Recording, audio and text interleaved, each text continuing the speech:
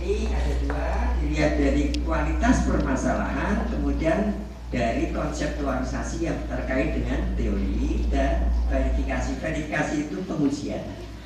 Kira-kira bisa nggak nanti datanya ada, kemudian bisa nggak nanti diuji gitu ya. Baik, sekarang kita lihat dari kualitas masalah ya. Baik tidaknya kualitas masalah itu dapat dilakukan dengan mengajukan beberapa pertanyaan berikut. Yang pertama, apakah hubungan antar variabel yang dipermasalahkan itu mempunyai nilai sumbangan? Berarti baik secara teoritis maupun praktis. Kalau kita akan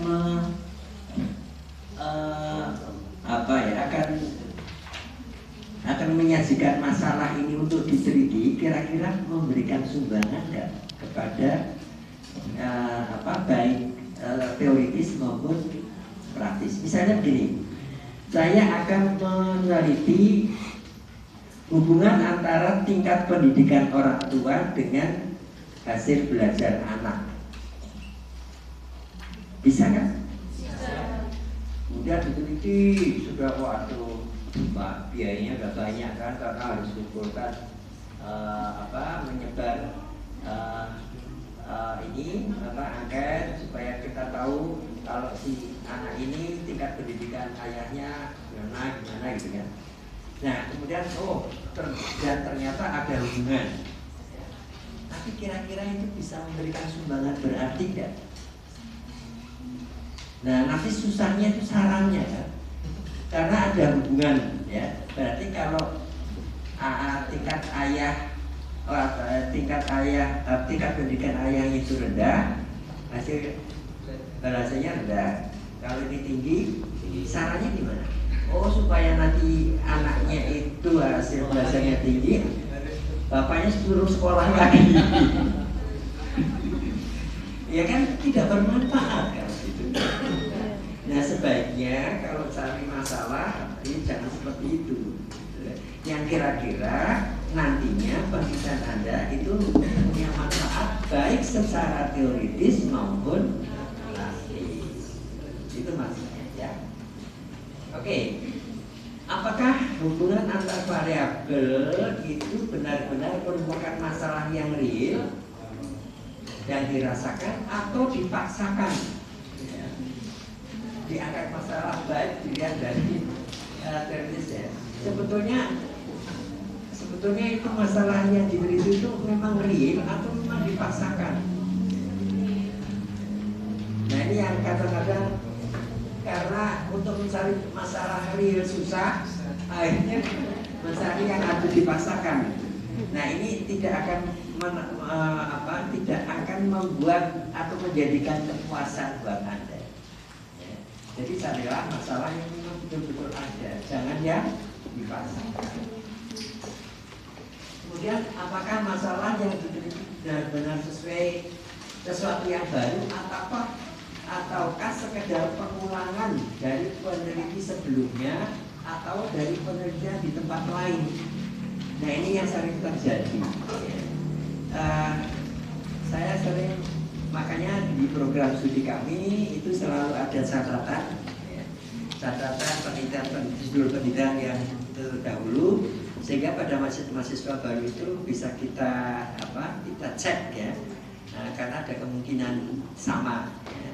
Tinggal memindahkan tempatnya atau tahunnya saja gitu ya. Sebetulnya secara metodologis boleh melakukan penelitian di tempat yang sama, asal kalau sudah paling tidak selang 5 tahun ya, selang 5 tahun boleh. Tapi ya bagaimanapun juga sebetulnya sudah berbeda ya. Apalagi penelitian sosial itu tempat itu bisa menghasilkan kesimpulan yang berbeda. Contoh, ada suatu penelitian di dalam kota, penelitian dilakukan itu berkesimpulan ada hubungan ada hubungan negatif antara tingkat pendidikan ibu rumah tangga dengan jumlah anak yang dilahirkan. Jadi hubungan negatif itu semakin tinggi tingkat pendidikan ibu, ya, itu semakin sedikit jumlah anak yang dilahirkan. Itu di kota. Dan itu logis. Kenapa? Karena banyak ibu rumah tangga yang juga bekerja atau berperan ganda. Tapi kemudian penelitian yang sama itu dilakukan, tapi dengan sampel populasi yang di desa. Ternyata hubungannya positif. Semakin tingkat pendidikan ibu rumah tangga tinggi, semakin banyak anak yang dilahirkan. Kan ada, ini kan penelitian yang sama, ya, kok bisa menghasilkan kesimpulan yang berbeda? Karena tempatnya memang berbeda. Setelah dianalisis memang ternyata kalau di desa itu biasanya kalau wanita yang berpendidikan tinggi itu akan dinikahi oleh orang yang punya kemampuan ekonomi tinggi, biasanya begitu. Ya. Nah sehingga dan di samping itu di desa itu kan kesempatan untuk bekerja bagi ibu rumah tangga itu kan relatif sedikit, kecuali kalau usaha sendiri gitu ya. Nah sehingga karena ibu rumah tangga itu dinikahi oleh orang yang ekonominya mapan, jadi ya udah anak banyak juga nggak masalah gitu. Apalagi ada pekerjaan gitu kan. Jadi itu ceritanya. Jadi mungkin saja itu terjadi. Tapi kalau penelitian alam saya kira tidak mungkin. Kalau alam objeknya itu ya akan menghasilkan yang sama, mungkin hanya kadarnya aja yang berbeda. Tapi kalau penelitian sosial itu bisa berbeda hasilnya. Karena sangat dipengaruhi oleh oleh budaya, ya, oleh adat. Baik, kemudian apakah masalah yang diteliti itu memiliki referensi teori yang jelas atau tidak? Ya, makanya Anda itu jangan kalau mengambil menjadikan variabel itu jangan yang susah teorinya. Misalnya Anda mengambil variabel kok kebahagiaan. Wah, teori kebahagiaan kan susah, ngukurnya juga susah. Karena kebahagiaan orang satu dan hanya itu kan beda. Makanya yang tidak susah-susah lah. Yang jelas teorinya ada, konsepnya itu juga jelas. Nah, jadi hindari yang tidak jelas-jelas itu. Baik. Nah, kalau tadi dilihat dari kualitas apa? Masalah. Sedangkan ini dilihat dari konseptualisasi yang ada kaitannya dengan teori. Apakah konsep yang dikaji dalam penelitian memiliki batas atau definisi yang jelas atau tidak? Jadi tadi saya misalkan Anda jangan menggunakan variabel kebahagiaan, ya, karena itu nanti tidak memiliki konsep yang jelas. Apakah konsep-konsep itu mengandung dimensi operasional yang dapat diamati dan diukur? Setiap variabel itu harus ada konsep yang jelas dan juga harus memiliki dimensi yang jelas. Misalnya kalau kita mengambil variabel tentang minat seseorang terhadap belajar, minat belajar siswa. Minat itu apa toh dimensinya? Oh, ketertarikan, ya, ketertarikan seseorang terhadap sesuatu, kemudian apalagi keterlibatan seseorang terhadap sesuatu, terus apa lagi gitu.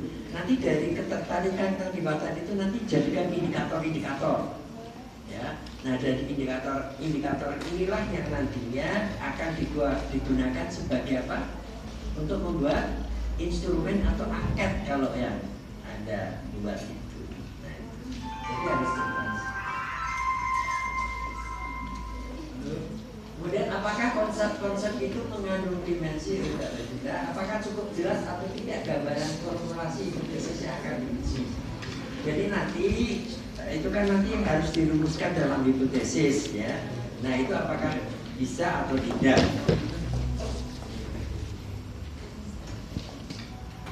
Kemudian apakah tersedia atau tidaknya sumber-sumber data dari masalah yang akan dikaji? Kalau misalnya Anda yang dari ekonomi akan meneliti tentang rentabilitas suatu perusahaan. Rentabilitas itu adalah kemampuan perusahaan dalam apa? Mendapatkan keuntungan, ya. Tapi kemudian untuk mendapatkan data itu susah, karena data-data keuangan bagi perusahaan itu adalah rahasia, iya kan? Nah, sementara Anda memerlukan itu, ya perusahaan nggak keberatan, nggak mau, karena itu rahasia, ya.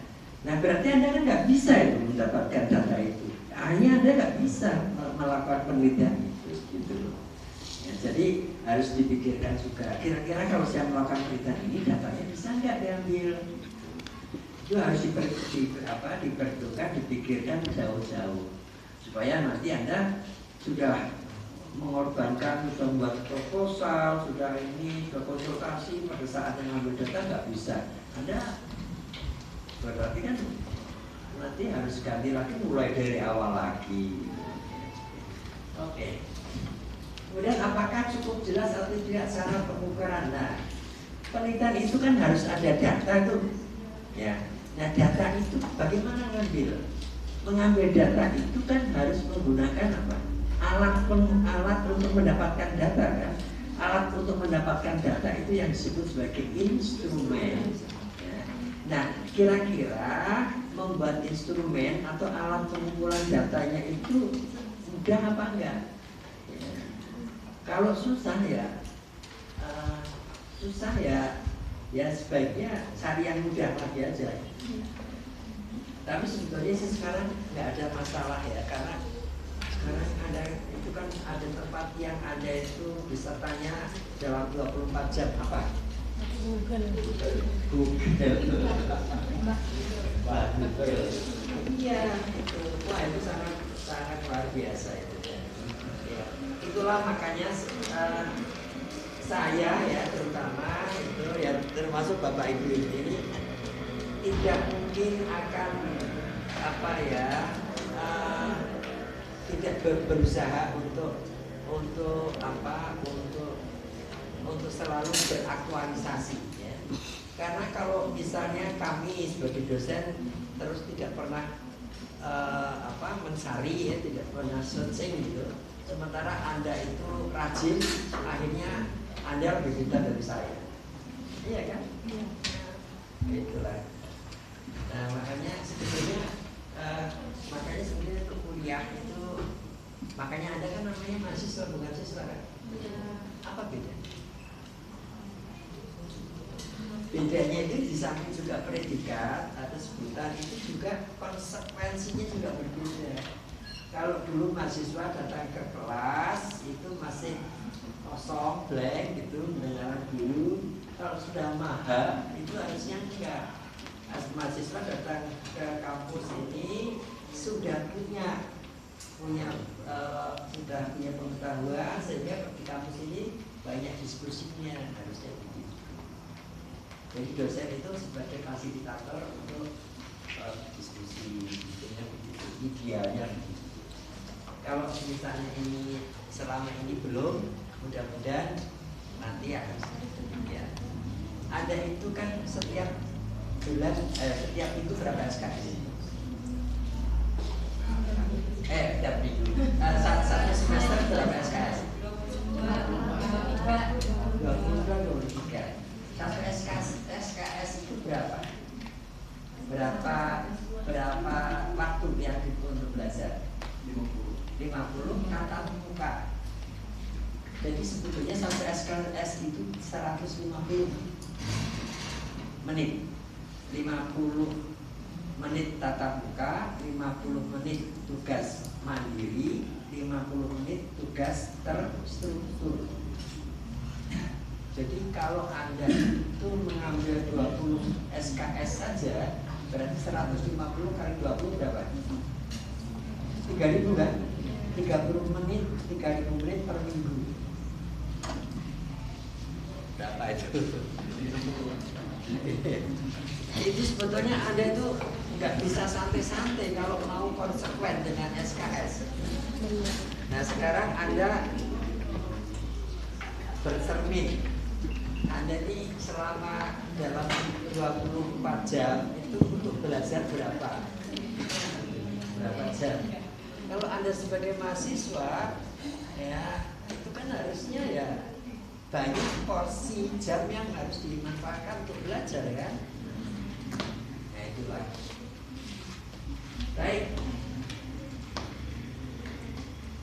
Nah saudara, kemudian dalam melakukan penelitian itu juga harus mempertimbangkan subjektif, tapi bukan subjektif dalam mencari data atau apa, subjektif dalam arti disesuaikan dengan kemampuan diri. Ya. Jadi misalnya apakah masalah yang dikaji benar-benar sesuai dengan minat. Kalau kalian itu melakukan penelitian sesuai dengan minat Anda, akan merasa senang. Sekalipun banyak hambatan, Anda tidak mengeluh karena minat.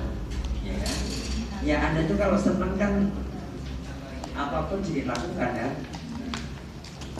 Jadi minat itu penting.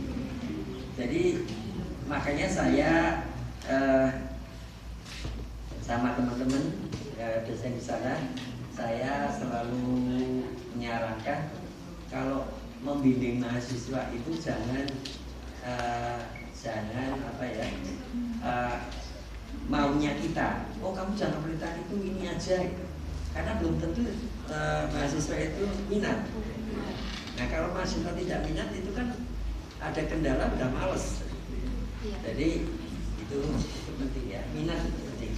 Karena sama-sama kalian ini pendidikan ekonomi, tapi mungkin Anda akan lebih suka penelitian tentang apa, misalnya di sekolah, ada yang di perusahaan, ada yang di sekolah pun mungkin akan macam-macam ya.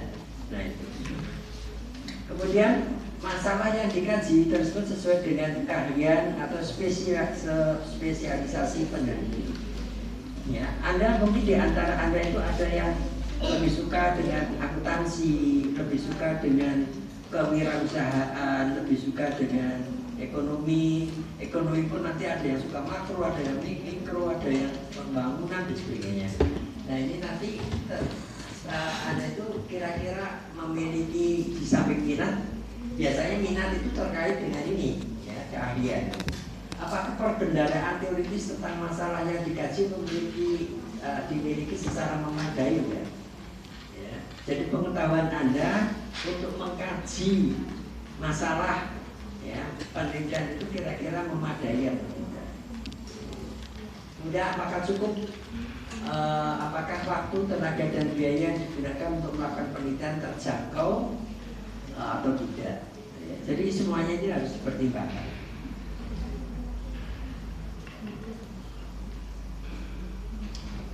Nah, baiklah saudara, barangkali saudara sudah ada kan sudah mengambil mata kuliah metode penelitian. Oke. Nah, tentu di dalam di dalamnya ada tentang bagaimana membuat atau menyusun proposal ya.